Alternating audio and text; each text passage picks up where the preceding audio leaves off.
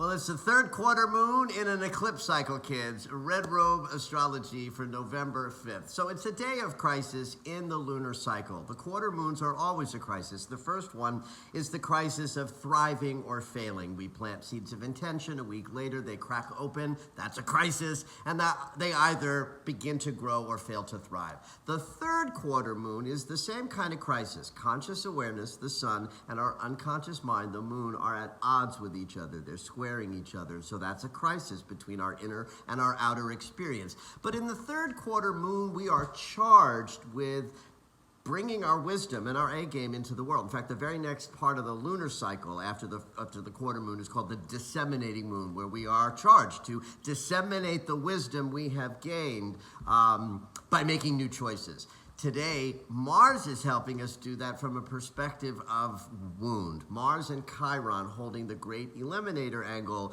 allows us to make new choices. Mars is about behavior and action. Chiron holds the wound and the healing process. The great eliminator angle, my favorite in astrology, says that we can leave the freeway of our old behaviors and try out a new way of moving because we've had a great bit of healing. I love the combo of the third quarter demand to bring our A game and Mars helping us make a new choice. I'm reminded of that story of you walk down the street, you fall in the hole. The next day you walk down the street, you know about the hole and you try to avoid it. You fall in anyway.